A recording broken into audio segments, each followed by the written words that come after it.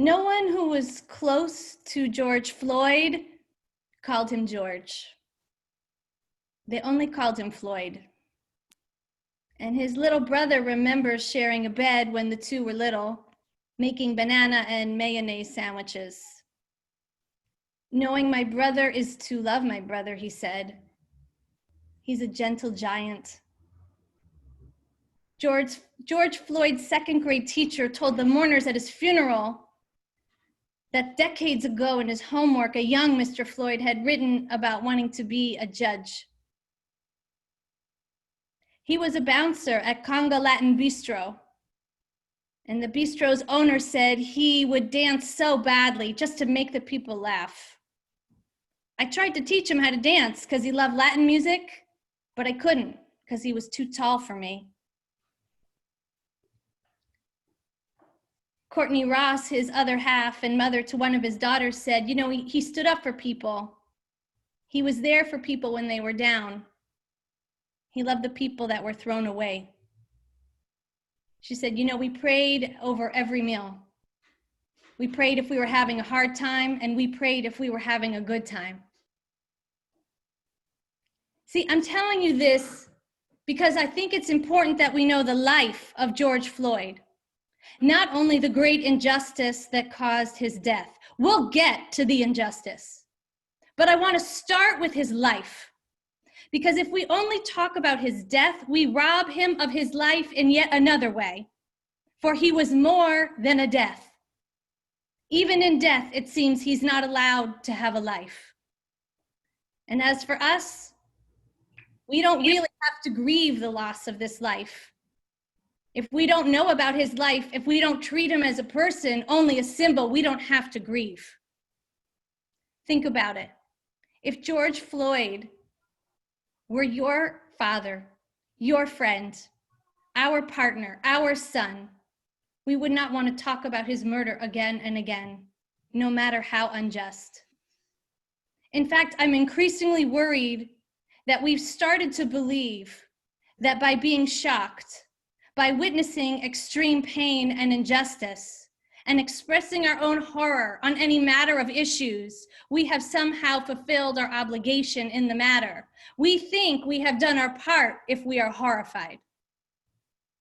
So tonight we begin with the image of George Floyd as a gentle giant, one who wouldn't hurt anybody, who couldn't learn to dance because he was too tall, and who prayed at every meal, no matter what. I'm working on a theory. Hear me out.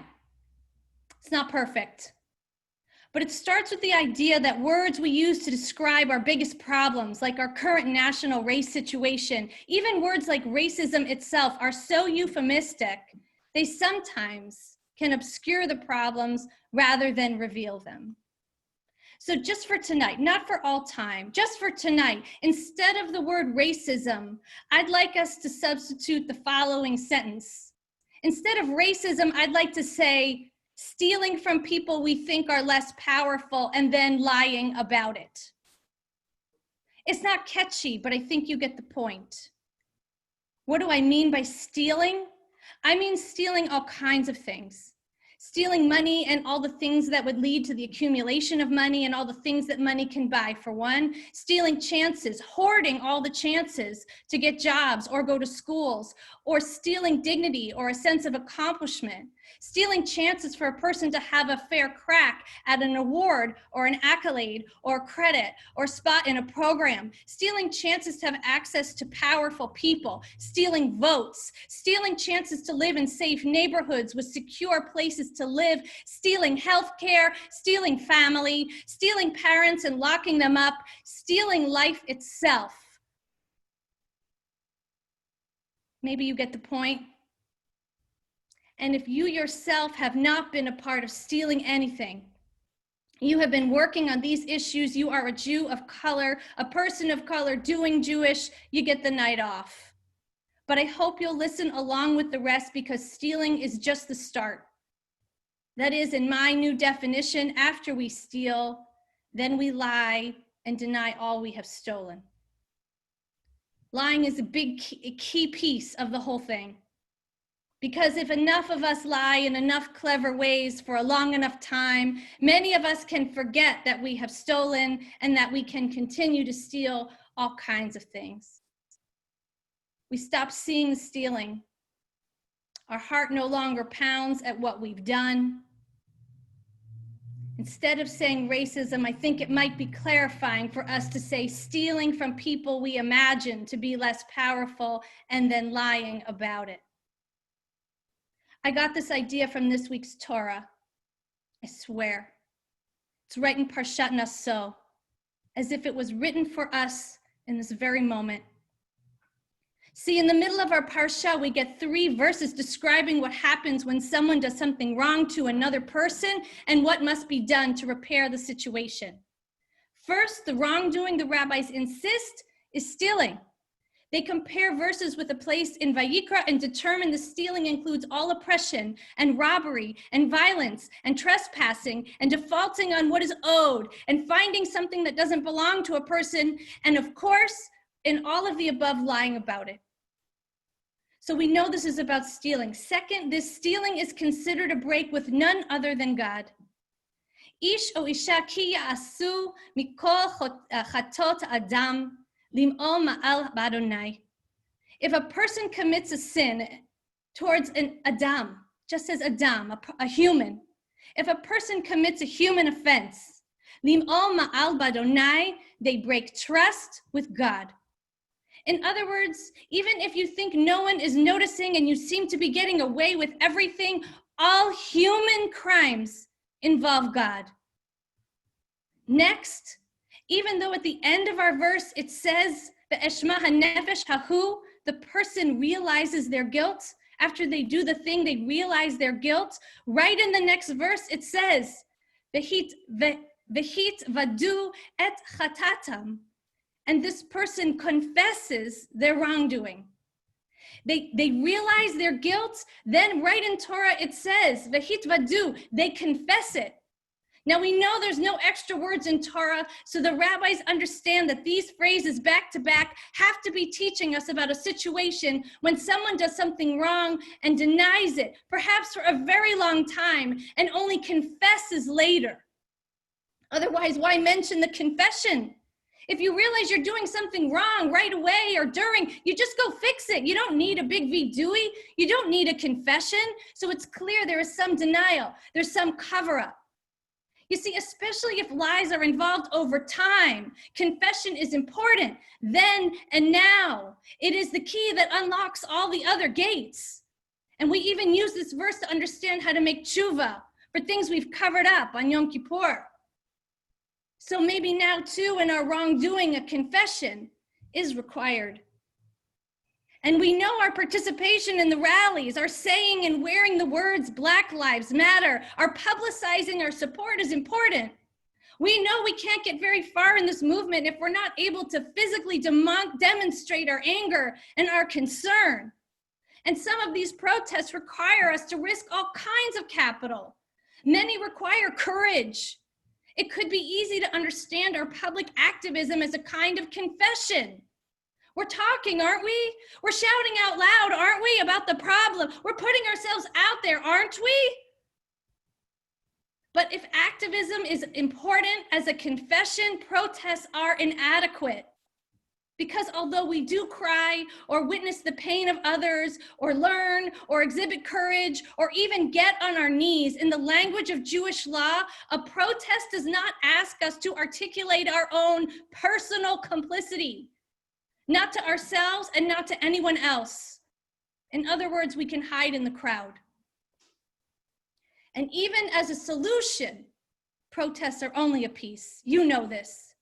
Felicia Jones, the keynote of Monday's rally, said she wants to see us after the protests.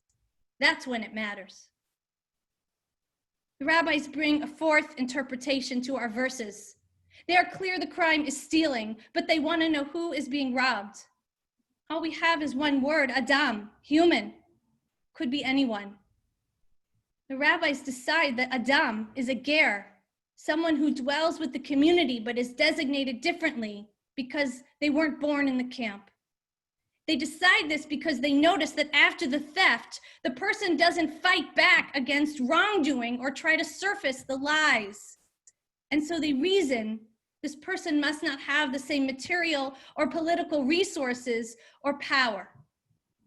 But rather than designating this Adam, this person, as a two-dimensional victim, the recipient of a crime only, they create a story how this person was wandering in the wilderness and had the spiritual strength to find the community. Not only that, the rabbis point out that this Adam, this person, has great value to God and is of special interest to God. In other words, the person may not have material power, an army to back them up, but that has nothing to do with the reality of this person's spiritual power. In fact, the rabbis teach we don't describe this person as the one from whom something was stolen. We say this is the one to whom we are indebted. I think this week, just as the rabbis made an effort to identify this Adam, this human for their time, so must we. And I think we can understand this Adam, this human in our Torah, as representing many in the African American community in America. To be sure, a huge and wide, complicated variety of people, but who bore the brunt of our thievery and lies, and so to whom we are indebted, and who, as human beings, are of special interest to God. George Floyd is gone. His murder is a grave injustice. But he was a human being first. Let us remember his death, but let us also remember he prayed with God at every meal, whether things were hard, whether things were good. Now, before we try to repair anything, we're going to have to ask ourselves some hard questions.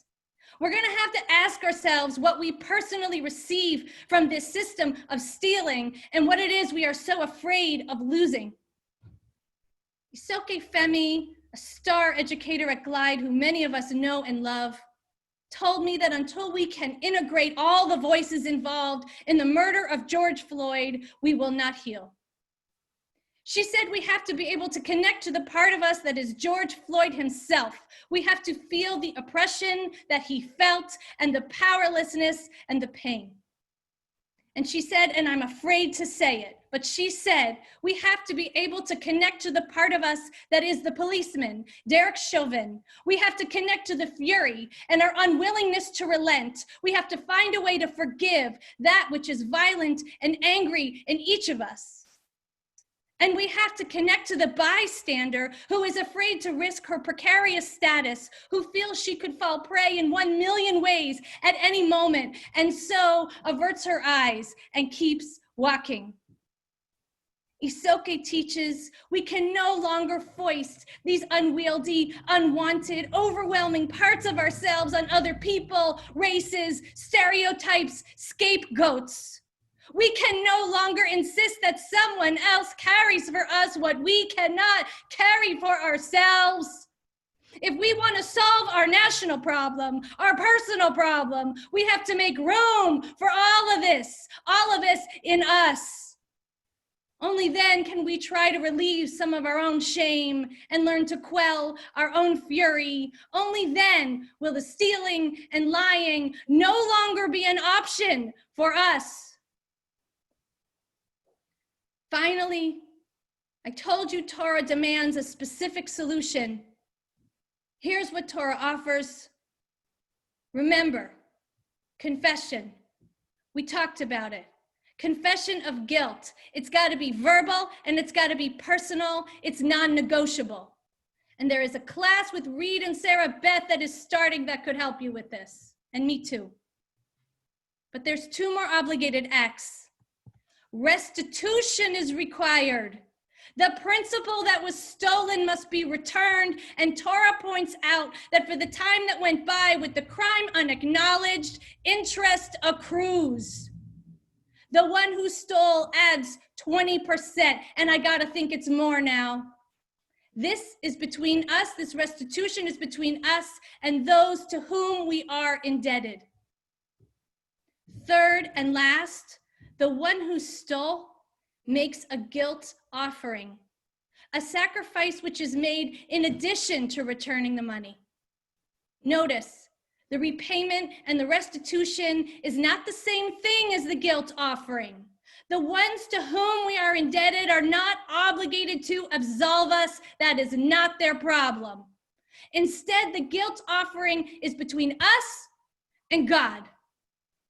Because ultimately, if we do all the commands, if we fulfill all the obligations, if we confess with sincerity, if we give restitution and all that that means, if we offer a guilt offering, if we do this and everything that it involves, if we do it personally and we do it in an organizing way and we do it directly and we do it as a nation, not 1 week, but many weeks, if we stay with it, it is possible that God may forgive us.